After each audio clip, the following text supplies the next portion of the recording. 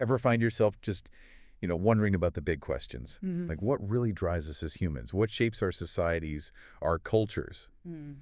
All the incredible varied stuff we create. Yeah, That absolutely. basic curiosity, that desire to get a handle on the human experience, that's pretty much where we're starting this deep dive today. It's a huge area, isn't it? Because when you actually stop and think, the sheer scope of human activity, human thought across all of history, Yeah, it's kind of mind-boggling. it really We're is. talking everything from, ancient philosophy right up to the very latest in art. It's a rich, complex story. And to help us make sense of some key parts of that story, and our mission for this deep dive, it's pretty straightforward. Pull out the most important insights about what the humanities actually are and, maybe more importantly, why understanding them matters to, all of us. Sounds good. Okay, let's unpack this. What's the core idea? What are the humanities? Well, the source gives us a great starting point, historically speaking. It points out that back in the Renaissance, the term humanities kind of popped up in contrast to divinity. Ah, okay, so human versus divine studies. Pretty much. Back then, it meant studying what we now call the classics, the literature, philosophy, history of ancient Greece and Rome. So it was a definite shift in focus, more towards human affairs, less strictly religious ones. Right, sort of a move from the heavens down to earth, you could say. That makes sense as a starting point. How did that initial idea evolve into how we see the humanities today? Well, today, the humanities are often set apart from the natural sciences, sometimes the social sciences too, and also from professional training. Right. And a key difference often boils down to the approach. The sciences usually rely on empirical stuff, measurable data, experiments. Test tubes and numbers. Yeah, exactly. Whereas the humanities tend to use critical thinking, interpretation, digging into historical context to explore their subjects. And understanding that difference in method is really key because it shows that different kinds of questions need different tools, right? The humanities give us frameworks for exploring meaning, value, things empirical science alone can't fully get at. So less about proving a hypothesis with data, more about interpreting text, understanding context, maybe asking why. Precisely. And unlike the sciences, there isn't, one single central discipline that is the humanities. It's more like this incredibly diverse, interconnected collection of fields. Okay. Think about it. Ancient and modern languages, literature, philosophy, history, archaeology, anthropology, even things like human geography, law, politics, religion, and of course, art. It's this sprawling web of human thought and creativity. Well, that is quite a range. And the folks who study these things are called humanities scholars or humanists, right? But the source hinted there's a bit of a nuance there. That's right. Yeah, humanities scholar is pretty straightforward, someone studying these subjects, but humanist can also mean someone who subscribes to a specific philosophical viewpoint, humanism. Which emphasizes. Things like human reason, ethics, our ability to determine our own paths. And interestingly, the source notes that some scholars working within the humanities might not actually identify with that specific philosophical stance. Ah, I see. And going back to the Renaissance again, those thinkers and artists who were all about reviving classical learning, they were also called humanists. Plus, you often see humanities classes now in high schools, right?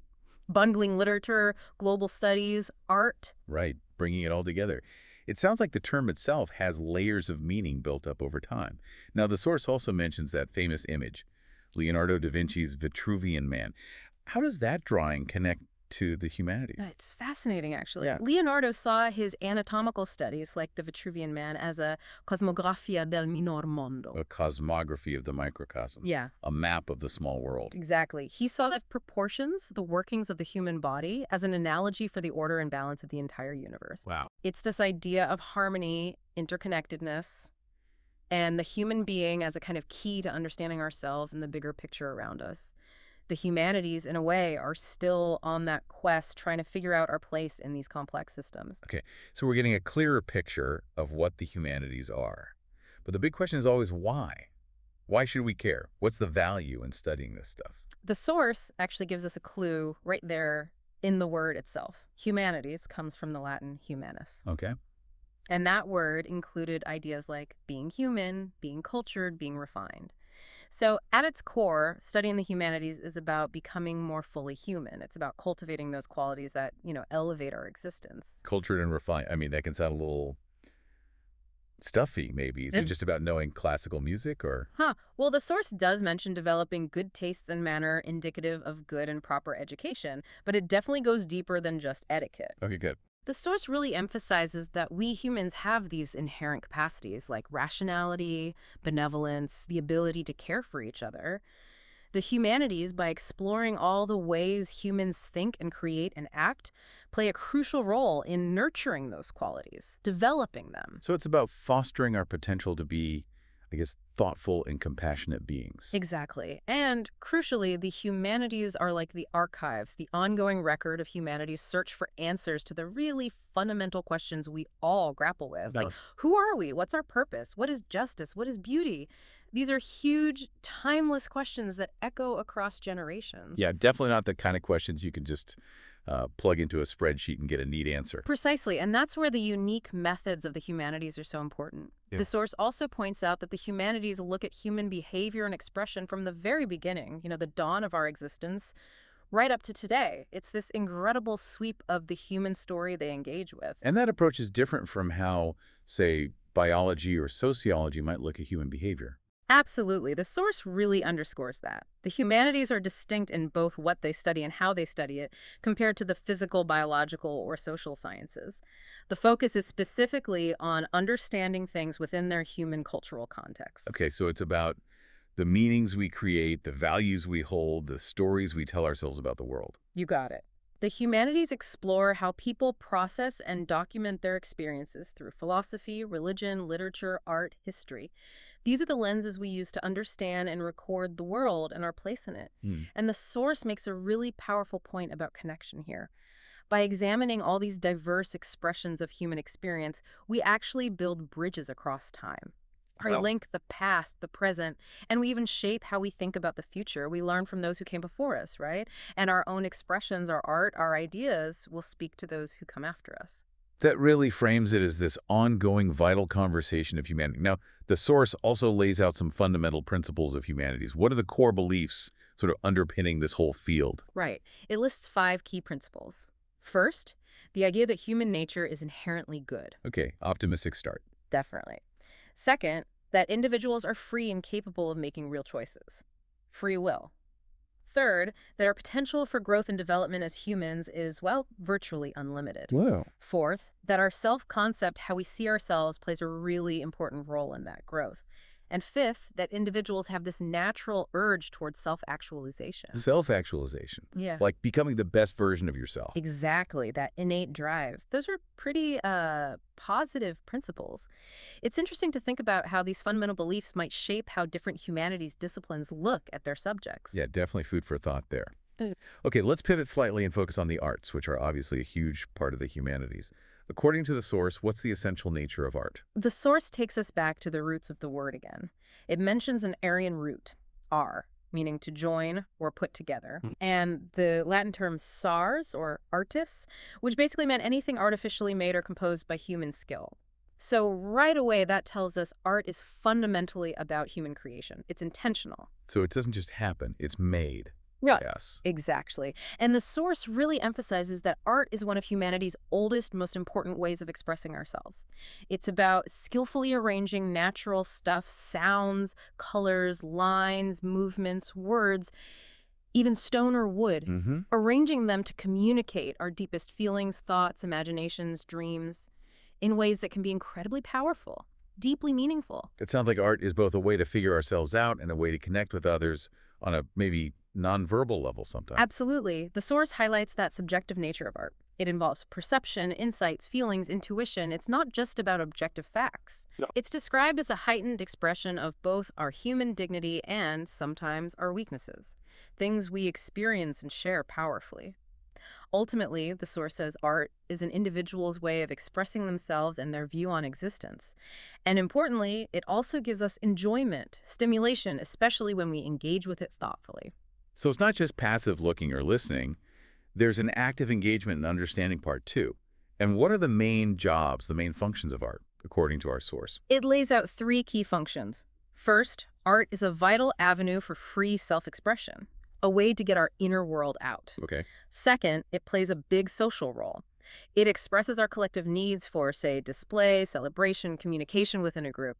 Think about rituals, festivals, monuments. Art is often right at the heart of those social things. Makes sense. And third, art has a physical function too, addressing our need for utility in the objects we use every day. Ah, okay, that leads perfectly into the different types of art the source talks about. Let's start with functional art forms. What's the deal with those? Functional art, just like the name suggests, is tied to our practical needs.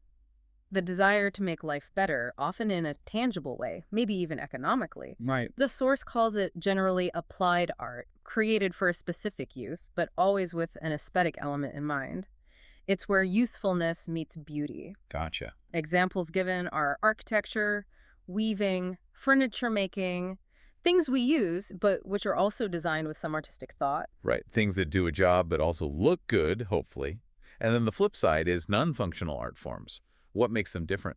Non-functional art forms primarily serve our need to experience and express aesthetics and beauty itself. They don't have an immediate practical utilitarian purpose. So they don't do anything in that sense. Not in a practical sense, no. Instead, they engage us intellectually, emotionally, or just purely aesthetically. The focus is on that sensory or emotional response, not the practical application. And examples there would be. Things like painting, sculpture, literature, music, dance, theater, often what we think of as the fine arts. Okay.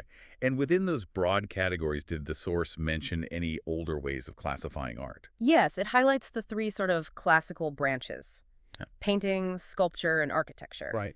But it also points out that our understanding of the arts today is much broader. It includes music, theater, film, dance, literature, even interactive media now. It really seems like the definition of art itself keeps evolving. It definitely feels that way. Yeah. And the source acknowledges that. Mhm. The very definition of what counts as art is debated and has changed over time. But it says common descriptions often involve imaginative or technical skill coming from human intention, human creation. Uh-huh. And finally, it introduces aesthetics as that branch of philosophy that really digs into the nature of art, creativity, and how we interpret it all. So even just trying to define art is a whole field of study within the humanities. Wow, okay. We have covered a lot of ground today. From the history of the humanities, their core principles, all the way to the different kinds and functions of art. Okay. To try and wrap this up, what are the main things you hope someone listening takes away from this deep dive? I think ultimately it's about recognizing just how multifaceted the humanities are. They're this vital collection of ways we try to understand ourselves, our societies, our cultures, using critical thinking and creative expression. They constantly remind us of our shared human experience across time and those fundamental questions that just keep driving our curiosity, our search for meaning. And art in all its forms is one of the most powerful, enduring ways we explore, express, and connect with that whole shared experience. So, thinking back to those fundamental principles you mentioned, inherent goodness, choice, potential for growth, here's something to maybe mull over. How do you see non-functional art, the art that's just for beauty or expression, how does that contribute to our collective journey of self-actualization? Is there something about engaging with pure aesthetics that actually helps us become more fully ourselves? Definitely something to think about as you go about your day. We hope you'll maybe revisit the source material, dig deeper into anything that caught your interest, and just keep exploring this endlessly fascinating world of the humanities.